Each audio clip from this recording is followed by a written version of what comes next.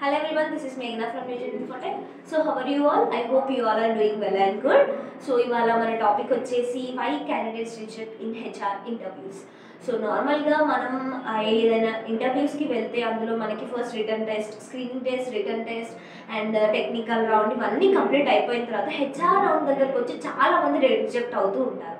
So అది ఎందుకు అని అంటే మనం చేసే చిన్న చిన్న మిస్టేక్స్ వల్ల మనం రిజెక్ట్ అవుతాం అనమాట. అదేంటి అంటే ఫస్ట్ హెచ్ఆర్ ఇంటర్వ్యూ అనేది బేసిక్గా మన బిహేవియర్ అండ్ మన little bit of communication skills పైన మాత్రమే డిపెండ్ అయి ఉంటుంది. సో మనం చేసే చిన్న చిన్న మిస్టేక్స్ వల్ల ఆ రౌండ్ వరకు వచ్చి మనం రిజెక్ట్ అవుతాం అనమాట. సో ఆ మిస్టేక్స్ ఏంటి అంటే ఫస్ట్ వచ్చేసి లయర్. ఓకే, సో హెచ్ఆర్స్కి మీరు అబద్ధం చెప్తే చాలా ఈజీగా ఫైండ్ అవుట్ అవుతుంది. అండ్ అలా తెలియొద్దు అంటే మీరు చాలా ప్రిపేర్డ్గా ఉండాలి.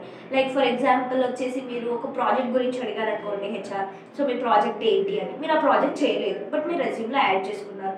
సో మిమ్మల్ని హెచ్ఆర్ క్వశ్చన్ అడిగినప్పుడు మీరు టైటిల్ చెప్పేటప్పుడు తడబడడం కానీ లేదంటే ప్రాజెక్ట్ సరిగ్గా ఎక్స్ప్లెయిన్ చేయలేకపోవడం కానీ ఇలాంటి సిచ్యువేషన్స్ చేస్తే మీరు వాళ్ళకి అర్థమైపోతుంది హెచ్ఆర్కి.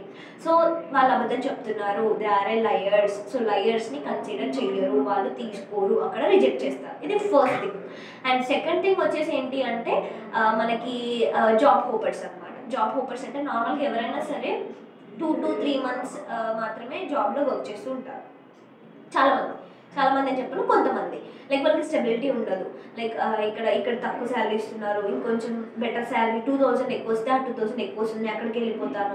5000 ఎక్కువ వస్తుంది, అక్కడికి వెళ్ళిపోతారని ఒక కంపెనీలో 3 months, ఒక కంపెనీలో 4 months, ఒక కంపెనీలో 6 months ఇలా షార్ట్ పీరియడ్ ఆఫ్ టైం చేస్తారు కదా. సో వాళ్ళ ప్రొఫైల్లో కనిపిస్తుంది కదా, అది చూసి హెచ్ఆర్స్ ఏం కన్సిడర్ చేస్తారు అంటే వీళ్ళకి స్టెబిలిటీ లేదు, వీళ్ళు జాబ్ హోపర్స్, సో వీళ్ళని మనం తీసుకోవద్దు. ఎందుకు తీసుకోవద్దు అని అంటే ఇప్పుడు మిమ్మల్ని ఒక హెచ్ఆర్ మీకు హైర్ చేయాలి అంటే చాలా ప్రాసెస్ ఉంటుంది. లైక్ వాళ్ళు పోస్ట్ చేయాలి, చాలామంది క్యాండిడేట్స్ వస్తారు, ఆ క్యాండిడేట్స్ అందరిలో కల్లా వాళ్ళు ఓన్లీ 1% సెలెక్ట్ చేయాలంటే వాళ్ళు చాలా కీన్గా అబ్జర్వ్ చేయాల్సి ఉంటుంది అనమాట. సో అంత కష్టపడి మిమ్మల్ని సెలెక్ట్ చేసిన తర్వాత మీకు ట్రైనింగ్ ఇచ్చిన తర్వాత మీరు 2-3 monthsకి వెళ్ళిపోతే మళ్ళీ ఈ ప్రాసెస్ అంతా మళ్ళీ చేయాల్సి వస్తుంది కదా.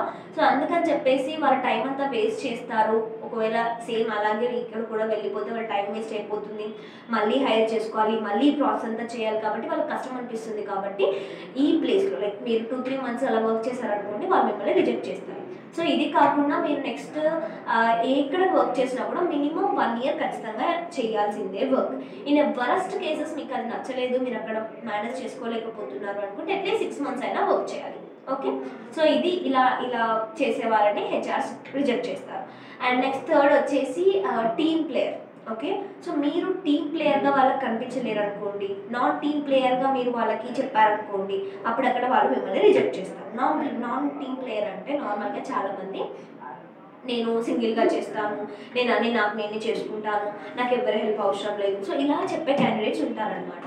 సో మనం అలా చెప్పామనుకోండి, హెచ్ఆర్స్ ఎలా కన్సిడర్ చేస్తారంటే ఓకే వీళ్ళు వేరే వాళ్ళతో అడ్జస్ట్ అవ్వలేరు, వాళ్ళతో క్లోజ్ అవ్వలేరు. సో అందుకని చెప్పేసి వాళ్ళు అలా ఫీల్ అయ్యి ఏం చేస్తారంటే వద్దు. టీమ్ ప్లేయర్ అయితే ఏంటి అంటే సంథింగ్ గుడ్ ఆర్ బ్యాడ్ ఏదైనా సిచ్యువేషన్స్ వచ్చి ఏదైనా హెల్ప్ కావాలి అనుకుంటే మనం team work is very important in all IT fields. Okay, so అందుకని చెప్పేసి మీరు టీమ్ ప్లేయర్ కాదు అని చెప్పి వాళ్ళకి అర్థమైతే మాత్రం వాళ్ళు మిమ్మల్ని తీసేస్తారు. సో అలా ఎప్పుడు చెప్పకూడదు. అండ్ నెక్స్ట్ వచ్చేసి మీ టైం పీరియడ్. సో నెక్స్ట్ వచ్చేసి మనకి శాలరీ ఎక్స్పెక్టేషన్స్. నార్మల్గా మిమ్మల్ని హెచ్ఆర్స్ ఎప్పుడైనా శాలరీ ఎక్స్పెక్టేషన్స్ అని చెప్పి అడిగారు అనుకోండి, యాజ్ ఎ ఫ్రెషర్ మీరు రీసెంట్లీ పాస్ అవుట్ అయిన ఫ్రెషర్ అనుకోండి, మీరు ఫ్రెషర్ అయితే నార్మల్గా ఏం చేస్తారు, శాలరీ అడిగితే మీరు ఒకవేళ ఎక్స్పీరియన్స్డ్ అయితే అప్పుడు మీరు కంపెనీకి ఎలా చెప్పొచ్చు, లైక్ నేను ఆల్రెడీ ప్రీవియస్గా ఎంత చేశాను, సో నేను ఇప్పుడు ఇంత ఎక్స్పెక్ట్ చేస్తున్నాను. సో అందులో రాంగ్ ఏం లేదు. ఓకే, బట్ ఫ్రెషర్స్గా అయ్యుండి మీరు నేను ఇంత ఎక్స్పెక్ట్ చేస్తున్నాను, అంత ఎక్స్పెక్ట్ చేస్తున్నాను, నాకు 6 lakhs ప్యాకేజ్ కావాలి, 7 lakhs ప్యాకేజ్ కావాలి, నేను ఇంత అయితే వర్క్ చేస్తాను, నేను ఇది అలా చెప్పకూడదు. ఎప్పుడైనా శాలరీ ఎక్స్పెక్టేషన్స్ అడిగినప్పుడు బేసిక్గా హై ఎక్స్పెక్టేషన్స్ ఉంటే వాళ్ళు కన్సిడర్ చేయరు. ఎందుకంటే ఇన్ కేస్ మీకు ఒక ఇంతకన్నా బెటర్ జాబ్ వస్తే మీరు వెళ్ళిపోతారు అని చెప్పేసి వాళ్ళకి అర్థమవుతుంది అనమాట. సో అందుకని మనం ఎప్పుడు శాలరీ ఎక్స్పెక్టేషన్స్ గురించి హైగా చెప్పకూడదు. ఎలా చెప్పాలి, first thing as per company norms. ఎందుకంటే కొన్ని కంపెనీస్కి నేను ఇంత ఇవ్వాలి, ఏ ఎంప్లాయ్ అయినా వాళ్ళు ఎంత ఎక్స్పీరియన్స్ అయినా ఎంత ఫ్రెషర్ అయినా ఇంత ఇవ్వాలి అని కొన్ని ఫిక్స్ చేసుకుంటారు. సో అందుకని చెప్పేసి యాజ్ పర్ కంపెనీ నార్మ్స్ అయినా చెప్పాలి.